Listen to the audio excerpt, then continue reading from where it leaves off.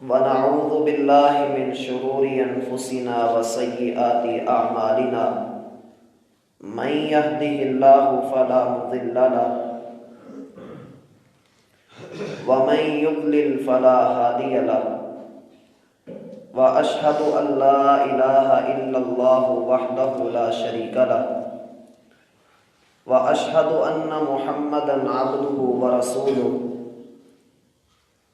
أما بعد فإن خير الحديث كتاب الله وخير الهدي هدي محمد صلى الله عليه وسلم وشر الأمور محدثاتها وكل محدثة بدعة وكل بدعة ضلالة والضلالة في النار.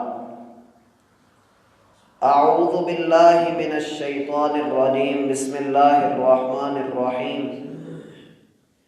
وَأُزْلِفَتِ الْجَنَّةُ لِلْمُتَّقِينَ غَيْرَ بَعِيدٍ هَذَا مَا تُوعَدُونَ لِكُلِّ أَوَّابٍ حَفِيظٍ مَنْ خَشِيَ الرَّحْمَنَ بِالْغَيْبِ وَجَاءَ بِقَلْبٍ مُنِيبٍ ادْخُلُوهَا بِسَلَامٍ ذَلِكَ يَوْمُ الْخُلُودِ لَهُمْ مَا يَشَاءُونَ فِيهَا وَلَدَيْنَا مَزِيدٌ.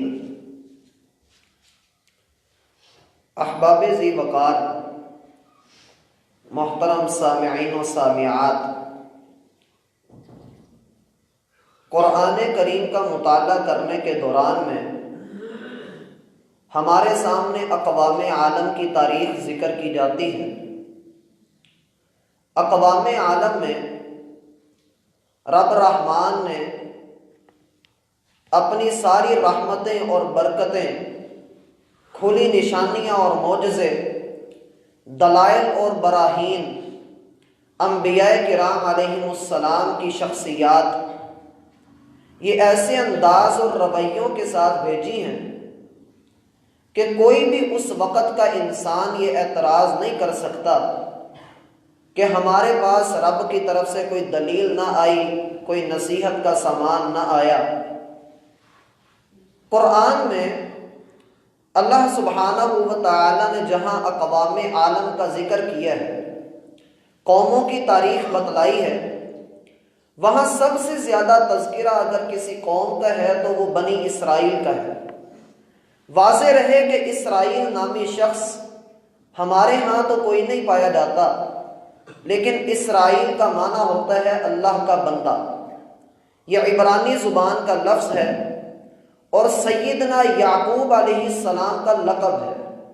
ہم جانتے ہیں کہ یعقوب علیہ السلام کو اللہ نے 12 بیٹے عطا کیے تھے. ان 12 بیٹوں کی آگے 12 نسلیں بنی جو کہ آگے چل کر بنی اسرائیل کے نام سے مشہور ہوئے. یہ 12 بیٹے، ان میں سب سے مشہور اگر کوئی بیٹا ہوا ہے تو وہ یوسف علیہ السلام ہے.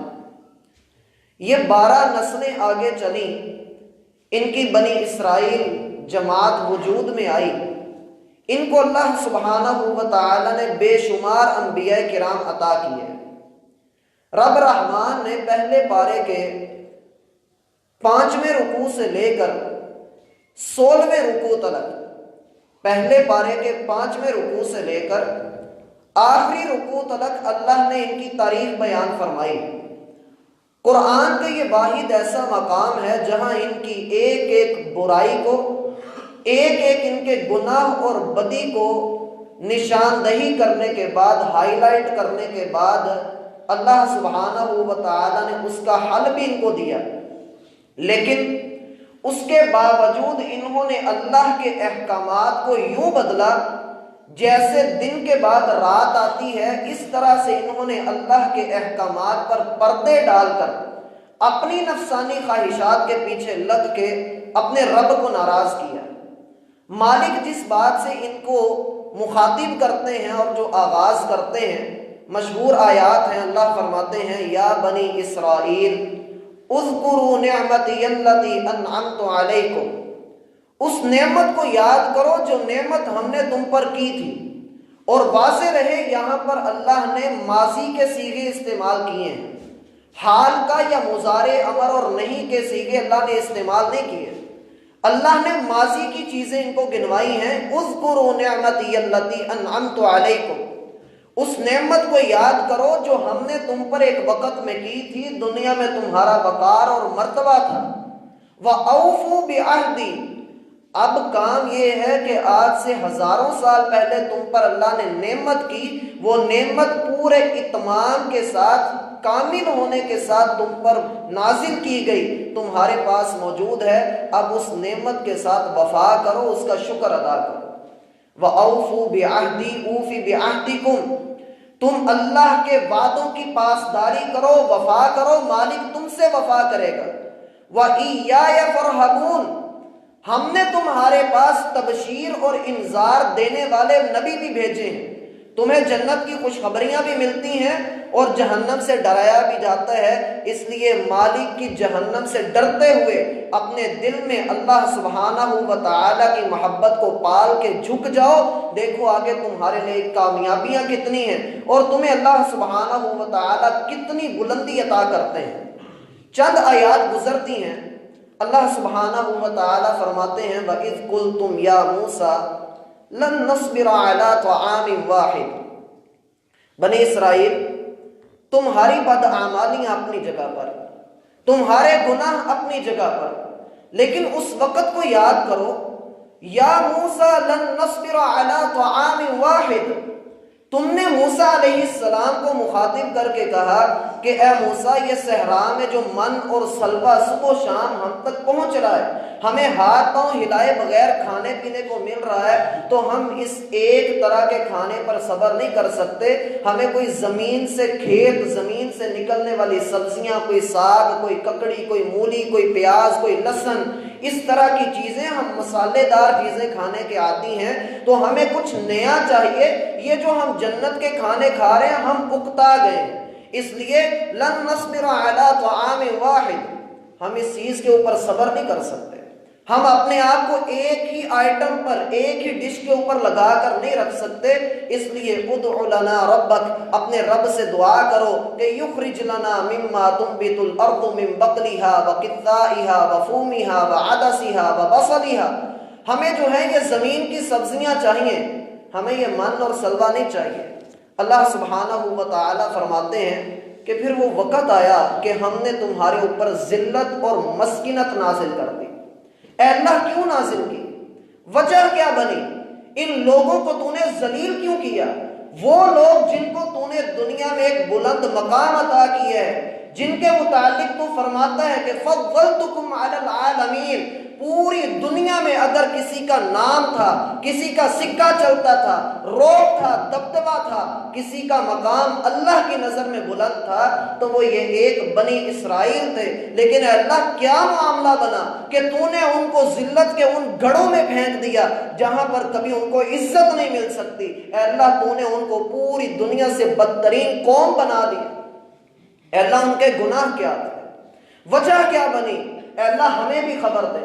اور یاد رکھیے اس بات کو سینوں کے اندر اچھی طرح سے راسخ کر لیں، اللہ سبحانہ و تعالی نے انبیاء کی جو تاریخ ہمارے سامنے ذکر فرمائی ہے، جو عذاب ذکر کیے ہیں کہ ہم نے فلاں قوم کو اس وجہ سے ہلاک کیا، ہم نے فلاں قوم کو اس وجہ سے ہلاک کیا، کس وجہ سے ہلاک کیا یہ تو بعد کی باتیں ہیں، لیکن ہمیں ایک آئینہ دکھایا جاتا ہے۔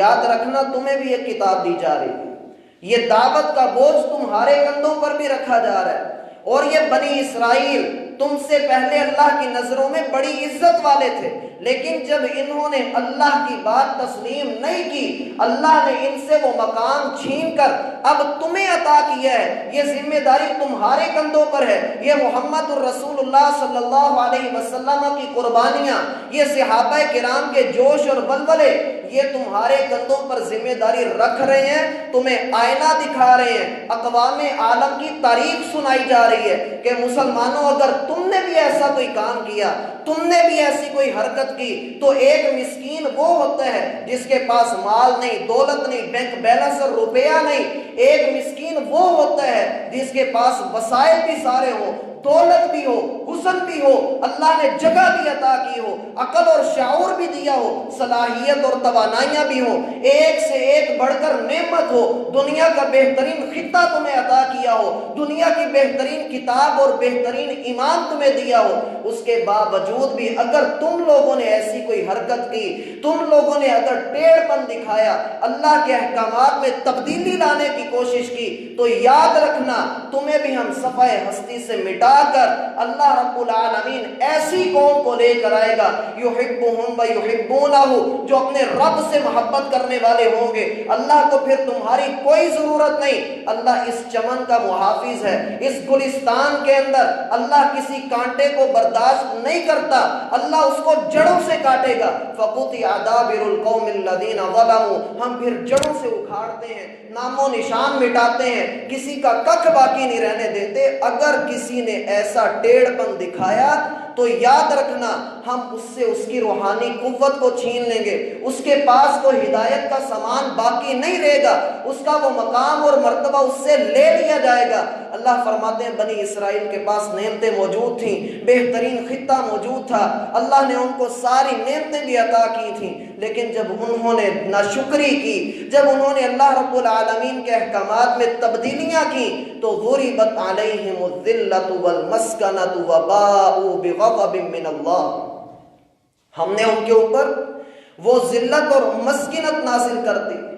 وہ ذلت اور پھٹکار ان کے اوپر نازل کر دی کہ ان کے پاس کچھ باقی رہا ہی نہیں۔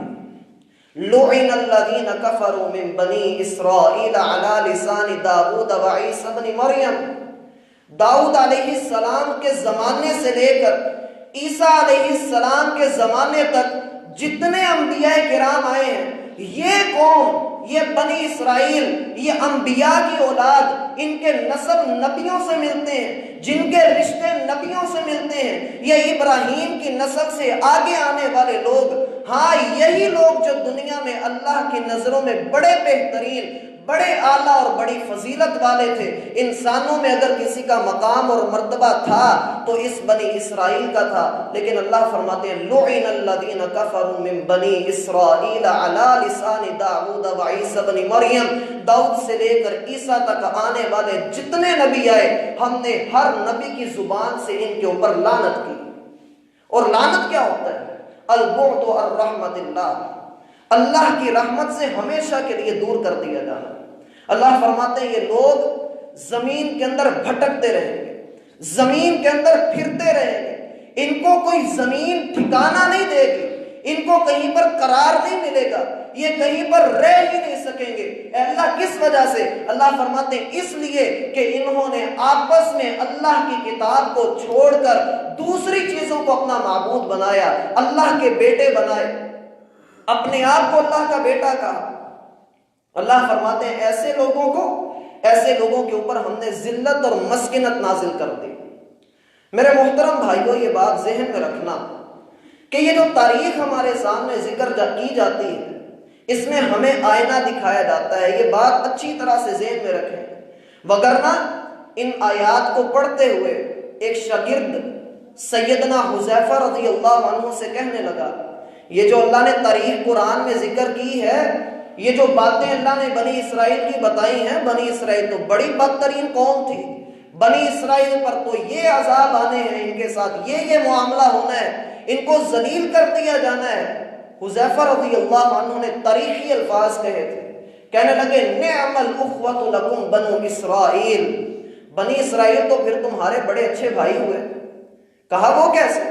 کہا سارے عذاب ان کے لیے، سارا کڑوا ان کے لیے، اور ساری جنتیں تمہارے لیے، یہ کیسے ہو سکتا ہے؟ اور اللہ کے بندے، اللہ نے تجھے تاریخ بتائی ہے، اللہ نے تجھے آئینہ دکھایا ہے، ایک کردار تیرے سامنے رکھا ہے کہ اگر تیرے اندر یہ بد اعمالیاں آئیں تو تو بھی اسی گڑھے کے اندر جا کر گرے گا جہاں اللہ نے بنی اسرائیل کو گرایا ہے۔ ان اللہ یرفع بہذا الکتاب اقواما، اللہ اس کتاب کے ذریعے کتنی قوموں کو عزتوں سے نوازتا ہے، کتنوں کو اللہ بلندیاں عطا کرتا ہے، وَيَضَعُ بِهِ آخَرِينَ، اور کتنے لوگ اسی کتاب کو چھوڑنے کی وجہ سے، اسی کتاب کو پس سے پشت ڈالنے کی وجہ سے ذلت کے گھڑوں میں جا گرتے ہیں۔ ایسے لوگوں کے حالات جو اللہ سبحانہ و تعالی کی بات کو تسلیم نہیں کرتے ہیں، اپنی جسمانی خوراک کو پورا کرتے ہیں۔ میرا بھائی، بکری اگر کسی جنگل میں نکلے نا تو کسی بکری کا واقعہ آتا ہے کہ وہ جنگل میں نکلی پانی کی تلاش میں، اب وہ آگے بڑھتی چلی جا رہی ہے، بڑھتی گئی، اس کو کہیں پر پانی نظر آیا، اس نے اس جوہڑ کے اندر جانا چاہا تو وہ دلدل میں پھنس گئی، اس کو پتہ نہ لگا کہ یہ دلدل ہے، وہ وہاں پر پھنسی رہی، اس نے خوب زور لگایا لیکن وہ وہاں سے نکل نہ سکی۔ تھوڑی دیر وہاں گزری تو ایک بھیڑیا وہاں پر شکار اور پانی کی تلاش میں آ نکلا، اس نے بھی وہاں پر پانی سمجھا اور اسی جوہڑ کے اندر چھلانگ لگا دی اور وہ بھی اسی دلدل میں پھنس گیا۔ اپنی تکلیف بندہ بھول جاتا ہے جب کسی دوسرے کو تکلیف میں دیکھے۔ بکری اس کو دیکھ کر، بھیڑیے کو پھنسا دیکھ کر ہنس پڑی، کہنے لگا تو کیوں ہنستی ہے؟ کہنے لگی جناب آپ جو پھنس گئے ہیں۔ کہنے لگا تو بھی تو پھنسی ہوئی ہے۔ کہتی ہے میں جو پھنسی ہوئی ہوں، میرا مالک، میرا شاہ، میرا بکری والا، میرا جو بڑا ہے، جو میرا رکھوالا ہے، وہ جب اپنے گھر کے اندر بکریوں کو گنے گا وہ یہ کہے گا ارے یہ تو 30 تھیں، یہ 29 کیسے رہ گئی؟ وہ میری تلاش میں نکلے گا، وہ مجھے ادھر ادھر دیکھے گا اور ان قریب وہ میرے پاس آ جائے گا، وہ مجھے تلاش کر لے گا، وہ مجھے یہاں سے نکال کر لے جائے گا۔ میں نے اپنے آپ کو اس کے کھونٹے سے باندھ کر رکھا ہوا ہے، تو بتا تیرا کون ہے؟ تجھے کس نے لینے آنا ہے؟ تیرا کھونٹا کس کا ہے؟ تو کس کے ساتھ اپنے آپ کو بندھوا کر آیا ہے؟ میرا بھائی، یہ کھونٹا اللہ سبحانہ و تعالی نے ہمیں عطا کیا ہے۔ اس توق کو، اس قرآن کو، اس عظیم الشان تعلیم کو اپنے گلوں کے اندر، اپنے سینوں کے اندر جگہ دیجئے۔ اگر اس کھونٹے سے آپ نے اپنے آپ کو چھڑوانے کی کوشش کی تو اللہ کی قسم کوئی شاہ نہیں، کوئی ہمارا رکھوالا نہیں ہوگا۔ جس طرح بنی اسرائیل نے قرآن کی تعلیم کو اپنے گلے سے اتارا، تورات کو پس پشت ڈالا، انجیل کو سمجھا نہیں، انہوں کو اللہ رب العالمین نے ذلیل و رسوا کر دیا، ان پر مسکنت نازل کر دی، ان کو دین سے بیزار کرنے کے بعد اللہ نے ان سے دین لے لیا۔ تو ایسے مسکین اور ایسے غریب اور کنگال لوگ دیکھے نہ سنے، یہ نظر نہیں آتے۔ پھر جب انسان کے دل سے دین نکال لیا جائے، جب اس کے پاس دین جیسی دولت موجود نہ ہو۔ اور ہم نے اپنی پچھلی ملاقات میں ذکر کیا تھا کہ ہمارا یہ وطن، ہماری یہ اسلامی ریاست، ہم اس کی سالمیت کی دعائیں کرتے ہیں، ہماری پاک فوج اس کے لیے حفاظت کے لیے دن رات ایک کیے ہوئے ہیں، لیکن اس خطے کے اوپر جو لا الہ الا اللہ کے نام پر حاصل کیا گیا ہے، میرا بھائی اگر اللہ کا حکم نہ چلایا گیا، اگر میں نے اپنی ذات پر اللہ کے حکم کو نافذ نہ کیا، اس بات کو وقتی طور پہ چھوڑیے کہ حکومت کے کیا معاملات ہیں، حکومت کیا کرتی ہے، ایوانوں کے اندر اسلامی قوانین ہیں یا نہیں ہیں، یہ بات کی بات ہے۔ فی الوقت یہ دیکھیے کہ میرے اس 6 فٹ کے جسم کے اوپر اسلام کتنا نافذ ہے، میں نے اپنے اندر کتنی تبدیلی لایا ہوں، میں اپنے ساتھ کتنا مخلص ہوں۔ اگر میں اپنے ساتھ مخلص ہوں تو اللہ کی قسم مجھ سے بڑھ کر دولت مند کوئی نہیں، اور اگر میں اپنے ساتھ مخلص نہیں ہوں، میں نے دین کو چھوڑا ہوا ہے، تو یاد رکھیے میں مسکین ترین انسان ہوں، میرے پاس دین ہی موجود نہیں، میرے پاس وہ عزت اور عظمت موجود نہیں ہے جس کے لیے نبی صلی اللہ علیہ وسلم نے قربانیاں دی۔ اور اس لحاظ سے جب ہم آگے بڑھتے ہیں تو ہماری پچھلی ملاقات کے اختتام اس بات پر ہوا تھا کہ ہمارے ہاں عقیدہ ختم نبوت، اس کی بڑی اہمیت ہے، اس کے اوپر بڑی ہماری لڑائیاں ہیں۔ ہمارے اسلاف نے کتنے لوگوں کو قتل کیا ہے صرف اس لیے کہ اس بندے نے ہمارے نبی کی شان میں گستاخی کی ہے۔ اور واحد دنیا کی ایسی شخصیت ہے محمد الرسول اللہ صلی اللہ علیہ وسلم کہ 1400 سال پہلے جو قتل ہوئے تھے، آج بھی ان کا پورا منظر صحیح بخاری کے اندر دکھایا جاتا ہے کہ یوں صحابہ گئے، یوں اس کو پکڑا، یوں اس کا سر اتارا۔ 1400 سال سے لے کر آج تک ختم نبوت کے نام پر، توہین رسالت کے نام پر اللہ کے فضل سے جتنی ہم نے گردنیں اڑائی ہیں ہر ایک ریکارڈ کے اوپر موجود ہے۔ ابو جہل جیسا گستاخ، اس کو 2 بچوں نے صرف اس لیے قتل کیا تھا۔ عبد الرحمن بن عوف کہتے ہیں بدر کا میدان ہے، میں وہاں پر کھڑا تھا، ابھی میں اپنے دشمنوں کے بارے میں پر تول ہی رہا تھا کہ میرے ساتھ 2 ننھے منھے بچے کھڑے ہیں۔ ایک مجھے دائیں طرف سے پکڑ کر کہتا ہے چچا جان مجھے ابو جہل کے متعلق خبر دیجئے۔ ابھی میں سوچ ہی رہا تھا کہ اس کو کیا بتاؤں کہ دوسرے نے میرا پلو پکڑا اور کہنے لگا چچا جان ابو جہل کے بارے میں بتائیں کہ ابو جہل کون ہے، کہاں پر ہے؟ میں نے کہا بیٹا وہ کافروں کا سردار ہے اور اس میدان بدر کے اندر موجود ہے، تم کیا کرنا چاہتے ہو؟ کہا ہم نے سنا ہے وہ محبوب باری کو گالیاں دیتا ہے۔ اللہ کی قسم آج یا تو زندہ رہیں گے یا مر جائیں گے، لیکن اس کو زمین کے اوپر رہنے نہیں دیں گے۔ سنا ہے وہ گالیاں دیتا ہے اللہ کے محبوب کو۔ کہتے ہیں میں نے دیکھا کہ ابو جہل دور کھڑا اپنی صفوں کو سیدھا کروا رہا تھا۔ میں نے کہا بیٹو وہ تمہارا شکار، ابھی میرے منہ میں الفاظ تھے، وہ شیر کی تیزی کی طرح اس کی طرف جھپٹے اور جا کر ان دونوں بچوں نے ابو جہل جو اپنی قوم کا سپہ سالار ہے، رہنما ہے، عظیم ہے اپنی قوم کے اندر، ان 2 بچوں نے جا کر اپنی ایمانی قوت کے ساتھ اس کو نیچے گرایا، اس کو زخمی کر دیا۔ ان دونوں میں سے ایک بچے کا بازو کاٹ دیا گیا۔ پھر عبداللہ بن مسعود رضی اللہ عنہ آگے بڑھتے ہیں، اس کی گردن کو تن سے جدا کرتے ہیں۔ توہین رسالت کے اوپر سب سے پہلا قتل تو تبھی کر دیا گیا تھا۔ جو اللہ کے رسول کو گالی دیتا ہے، جو اللہ کے رسول کے ساتھ وفا نہیں کرتا ہے، اس کا زمین کے اوپر زندہ رہنے کا کوئی حق بھی نہیں ہے۔ اور میں نے 200 سال پرانا واقعہ بھی آپ کے سامنے رکھا تھا، جب حقیقت رائے نے محمد الرسول اللہ کی شان میں اور ان کی بیٹی فاطمہ بنت رسول کی شان میں گستاخی کی، اور جب اس کو لاہور کے گورنر محمد زکریا نے سولی پر لٹکایا اور اس کی گردن اتروائی، تو وہاں کے رہنے والے ہندو اور سکھ برادری، یاد رہے کہ حقیقت رائے یہ ذات کے اعتبار سے یہ ہندو شخص تھا اور اس کی شادی سکھ گھرانے میں ہوئی تھی، اس لیے ہندو اور سکھ ان دونوں کی کتابیں ملتی ہیں تاریخی اعتبار سے، جس میں وہ کہتے ہیں کہ ہمارا حقیقت رائے مسلمانوں نے بڑی بے دردی سے شہید کیا، ساری سکھ برادری کی آہیں مسلمانوں نے اپنے کھاتے میں ڈال لی، ہندو برادری کی مسلمانوں نے نوحے سنے، انہوں نے بہت بڑا ظلم کر دیا کہ ایک انسان کو جس نے اپنی زبان سے اپنی مرضی کے مطابق کچھ الفاظ نکالے اس کو بے دردی سے قتل کر دیا۔ اور پھر بعد میں انہی لوگوں نے بہار کے موسم میں آ کر بسنت میلے کے نام پر پتنگ بنائی اور اس کو اڑایا اور نام دیا کہ یہ ہمارا حقیقت رائے جو مر گیا تھا، اس کا تصور، اس کی بات اور اس کا منہج آج آسمانوں میں ہم اڑاتے ہیں۔ ہم دکھائیں گے پوری دنیا کو کہ جو محمد الرسول اللہ کی شان میں گستاخی کرتا ہے، جو فاطمہ بنت رسول کی شان میں گستاخی کرتا ہے، نازیبا کلمات کہتا ہے، ہمیں اس سے کوئی غرض نہیں، ہم تو اپنے بندے کی جو ہے وہ بات کو آگے بڑھائے ہوئے ہیں، ہم تو اس کے پیچھے لگے ہوئے ہیں۔ اور آج کا مسلمان اسی بسنت کے نام پر، اس کو میلے کا نام دے کر، ثقافت اور کلچر کا نام دے کے اسی کے پیچھے لگا ہوا ہے۔ میں نے پہلے عرض کیا تھا کہ من تشبہ بقوم فہو منہم، جو کسی قوم کی مشابہت اختیار کرتا ہے، جو کسی قوم کے پیچھے لگتا ہے، کل قیامت کے دن اسی قوم سے وہ اٹھایا جائے گا۔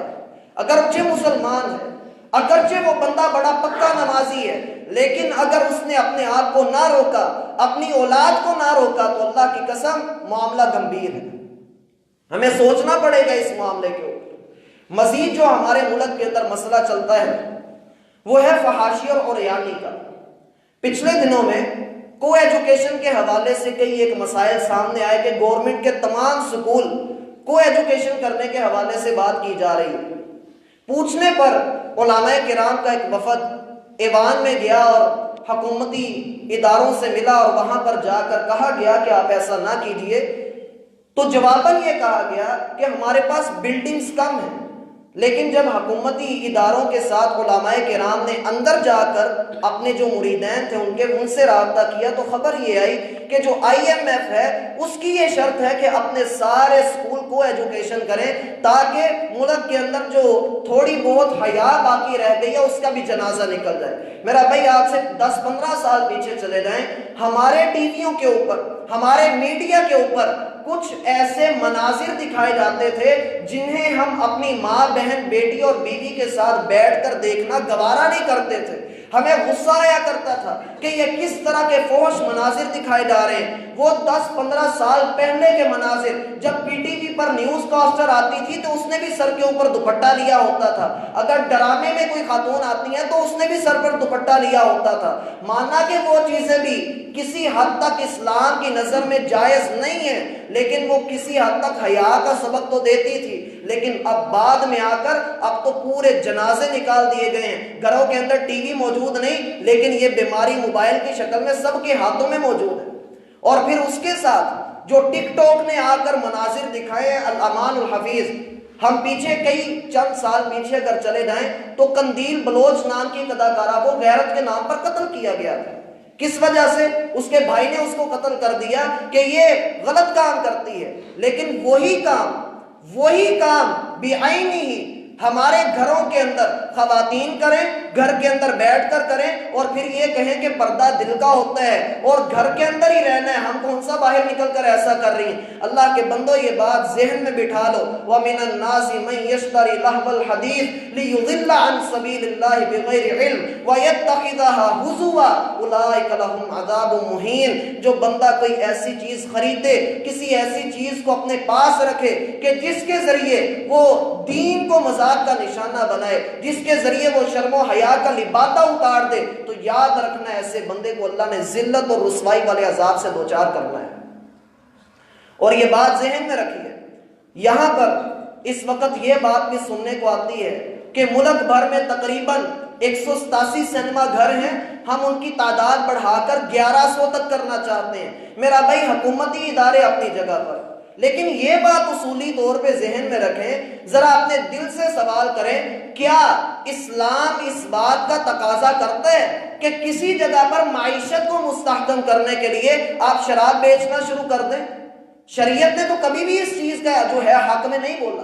شریعت تو ہمیشہ یہ کہتی ہے حلال کھائیے، حلال طریقے سے رہیے، آپ کے لیے اللہ برکتوں کی بارش نازل کر دے گا۔ لیکن اگر بندہ حرام طریقوں کے اوپر چلتا ہے، پھر آواز آتی ہے جی فلم کے حرام ہونے کی دلیل دیں۔ میرا بھائی، فلم کے حرام ہونے کی دلیل اس سے بڑھ کر کیا ہوگی کہ ہمارا دل ہی اس کو حلال نہیں مانتا۔ جس چیز کے اوپر دل مطمئن نہ ہو، ایک بندہ مومن اس چیز کو بڑی اچھی طرح سے سمجھ لیتا ہے۔ یہ ساری باتیں تو خیر بعد کی آتی ہیں، ان کے اوپر بڑی تفصیل ہے، اور پھر سیاسی باتیں شروع ہوتی ہیں۔ آئیے مین گرگی کو پکڑتے ہیں کہ کس وجہ سے ایسا ہوا۔ ہمارے ملک کی حالت، ہمارے دلوں کی حالت یہ کیوں ایسی بنی؟ ہم تاریخ کا مطالعہ کرتے ہیں، قرآن کا مطالعہ کرتے ہیں، ہمارے سامنے اللہ سبحانہ و تعالی اقوام عالم کی تاریخ بڑی تفصیل کے ساتھ بیان کرتے ہیں۔ سورہ مریم کے اندر اللہ رب العالمین ایک انوکھی بات ارشاد فرماتے ہیں۔ اللہ سبحانہ و تعالی فرماتے ہیں کہ ہم نے موسیٰ کو کتاب دی، ہم نے عیسیٰ کو کتاب عطا کی، ہم نے زکریا کو اپنا نبی بنایا، ہم نے فلاں نبی کے ساتھ یہ معاملات کیے۔ بڑی ساری تاریخ اللہ رب العزت بیان فرماتے ہیں اور ارشاد کرتے ہیں کہ اولئک الذین انعم اللہ علیہم من النبیین، یہ وہ لوگ ہیں، یہ ادریس، اسماعیل، موسیٰ، ابراہیم، مریم، عیسیٰ، محمد صلی اللہ علیہ وسلم اور دیگر سارے انبیاء کرام، ان پر اللہ نے بڑے انعام کیے۔ یہ آدم کی نسل ہے، یہ نوح کی نسل ہے، یہ موسیٰ کی نسل ہے۔ اللہ فرماتے ہیں یہ ایسے بہترین انسان تھے، اتنے اعلیٰ درجے کے انسان تھے کہ اذا تتلی علیہم آیات الرحمن خروا سجدا وبکیا، ان کے اوپر جب رحمان کی آیات کی تلاوت کی جاتی، جب ان کو اللہ کی آیات سنائی جاتی، خروا سجدا وبکیا، یہ سجدے میں گرتے اور رو پڑتے، اپنے رب کے لیے آنسو بہاتے۔ یہ سارے لوگ اپنے دور کے بڑے بہترین انسان تھے۔ لیکن اللہ فرماتے ہیں پھر ایک وقت ایسا آیا، یہ آیت نمبر 58 ہے، 59 نمبر آیت میں اللہ فرماتے ہیں فَخَلَفَ مِن بَعْدِهِمْ خَلْفٌ، اضاعوا الصلاة واتبعوا الشہوات فسوف یلقون غیا۔ آؤ ہم تمہیں بتاتے ہیں کہ ان لوگوں کی تباہی کا سبب کیا بنا، جو ان انبیاء کے وارث ٹھہرے تھے، جو انبیاء کے بعد ان کی تعلیمات کے علم بردار بنے تھے، جن کو ہم نے دنیا میں دعوت کا کام سونپا تھا، جن کو ہم نے دنیا میں بلند مقام عطا کیا تھا۔ آؤ ہم تمہیں بتاتے ہیں کہ ان لوگوں کی تباہی کا سبب کیا بنا۔ فخلف من بعدہم خلف، اس کے بعد ان نبیوں کے بعد ایسے بدترین لوگ آئے، ایسے ناخلف لوگ آئے کہ اضاعوا الصلاۃ، انہوں نے اپنی زندگیوں سے نماز کو ضائع کر دیا۔ اے اللہ، نماز کو ضائع کر دیا، حالانکہ ہمارا ملک کے اندر بہترین مساجد موجود ہیں، ہر گلی محلے کے اندر مسجد موجود ہے۔ اے اللہ، نماز کو ہم نے کیسے ضائع کر دیا؟ ہم سب نماز ادا کرنے والے ہیں، اللہ کا فضل ہے کہ ہم دن رات میں 20 مرتبہ اذان کی آواز سنتے ہیں۔ اے اللہ، پھر ہم نے نماز کو کیسے ضائع کیا؟ کیا اس کا یہ معنی ہے کہ ہم نماز ادا نہیں کرتے؟ الحمدللہ ہم نماز ادا کرتے ہیں اور بڑے اچھے سے انداز کرتے ہیں۔ ہم مسجد کے اندر پہلے پہنچتے ہیں، ہم مساجد کے ساتھ تعاون بھی کرتے ہیں، لیکن اللہ فرماتے ہیں کہ اضاعوا الصلاۃ، تم نے نمازوں کو ضائع کیا ہے۔ اے اللہ، ہم نے کیسے نمازوں کو ضائع کیا؟ اس کے 2 معنی ہیں۔ پہلا معنی تو یہ ہے کہ نماز ادا تو کرتے ہیں، نماز پڑھ بھی لیتے ہیں، لیکن نماز کے اندر وہ خشوع اور وہ خضوع نہیں ہے جس کی بنا پر نماز اللہ کے ہاں مقبول ہو جائے۔ رسول اللہ صلی اللہ علیہ وسلم دیکھتے ہیں ایک شخص مسجد نبوی کے اندر آتا ہے، آ کر اس نے اللہ اکبر کہا، نماز شروع کی، اور نماز ادا کرنے کے بعد اللہ کے رسول کی خدمت میں حاضر ہوا، کہنے لگا السلام علیکہ یا رسول اللہ، اے اللہ کے رسول آپ پر سلامتی ہو۔ آپ نے فرمایا وعلیک السلام، آپ پر بھی سلامتی ہو۔ ارجع فصلی فإنک لم تصلی، واپس جائیے اور جا کر نماز ادا کیجیے، آپ نے نماز نہیں ادا کی۔ وہ کہنے لگا اللہ کے رسول میں نماز ادا کر کے آیا ہوں۔ آپ نے فرمایا جائیے اور جا کر نماز ادا کرے، آپ نماز ادا کر کے نہیں آئے۔ وہ بندہ گیا، اس نے جا کر دوبارہ سے نماز ادا کی۔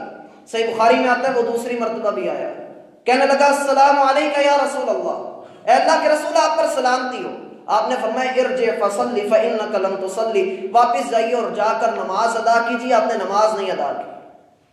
تیسری مرتبہ جب نماز پڑھ کے آیا تو اللہ کے رسول نے اس کو پھر کہا ارجع فصلی فإنک لم تصلی، او تو نے نماز نہیں پڑھی، جا کر دوبارہ سے اپنی نماز پڑھ کے آ۔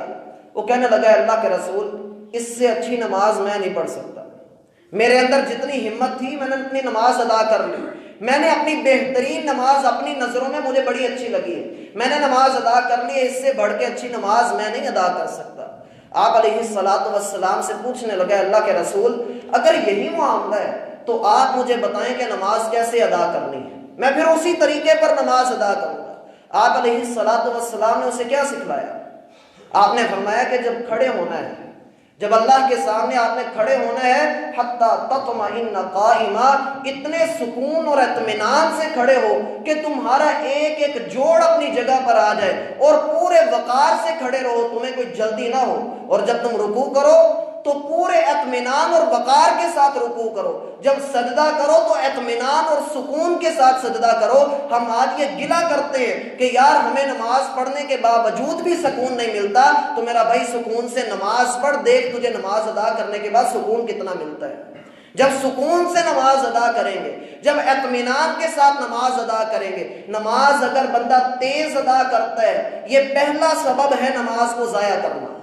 اضاعوا الصلاۃ، مسجد سے اپنی جان چھڑوانا، فٹافٹ نماز مکمل ہو، جلدی جلدی بس ختم ہو جائے، میں بھاگ جاؤں۔ اسی لیے اللہ کے رسول فرماتے ہیں، میرا بھائی غصہ نہ کیجیے کہ اللہ کے رسول کی بات ہے، اللہ کے رسول فرماتے ہیں کہ مومن کی حالت مسجد کے اندر یوں ہوتی ہے جیسے پانی کے اندر مچھلی کی حالت ہوتی ہے، سکون میں رہتی ہے، اور منافق کی حالت مسجد کے اندر ایسے ہوتی ہے جیسے پرندے کے اندر تم کسی پنجرے کے اندر کسی پرندے کو پکڑ کر قید کر دو، وہ وہاں پر پھڑپھڑاتا رہتا ہے اور اس کی کوشش ہوتی ہے کہ جلد از جلد وہ باہر نکل جائے۔ دنیا کے اندر ہم بڑی جگہوں پر بیٹھتے ہیں، ہماری بڑی بڑی میٹنگز ہوتی ہوں گی، سٹنگز ہوتی ہوں گی، ہم اپنے دوستوں کے ساتھ بیٹھتے ہوں گے، بڑی یادگار ہماری مجلسیں ہوتی ہوں گی، لیکن یاد رکھیے دنیا کی افضل ترین اگر کوئی مجلس ہے، کوئی بیٹھنے کی جگہ ہے، تو وہ آپ نے جس جگہ نماز ادا کی ہے وہ آپ کے بیٹھنے کی جگہ سب سے بہترین اور اعلیٰ جگہ ہے۔ کس طرح سے؟ اللہ کے رسول فرماتے ہیں کہ جب کوئی بندہ اپنی جگہ پر نماز ادا کرتا ہے اور نماز ادا کرنے کے بعد وہ اپنی جگہ پر بیٹھا رہتا ہے، فرشتے اس کے حق میں 3 دعائیں کرتے ہیں۔ اللہم اغفر لہ، اے اللہ اس بندے کو بخش دے۔ اللہم ارحمہ، اے اللہ اس کے اوپر رحمت نازل فرما۔ اللہم تب علیہ، اے اللہ اس کی توبہ کو قبول کر لے، اس کی سن لے کہ یہ کیا مانگتا ہے۔ فرشتے یہ 3 دعائیں کرتے رہتے ہیں یہاں تک کہ بندہ اپنی مجلس سے، اپنی بیٹھنے والی جگہ سے اٹھ کر چلا جاتا ہے، یا اس کا وضو ٹوٹ جاتا ہے، یا وہ کسی بندے سے بات کر لیتا ہے۔ جب تک وہ ان 3 کاموں میں سے کوئی ایک کام نہ کرے تب تک فرشتے اس کے لیے دعائیں کرتے رہتے ہیں۔ مزید اس کے بارے میں تفصیل کہ نماز کو ضائع کیسے کرتا ہے بندہ، اللہ نے توفیق دی تو اگلی ملاقات میں لیں گے۔ وما توفیق الا باللہ۔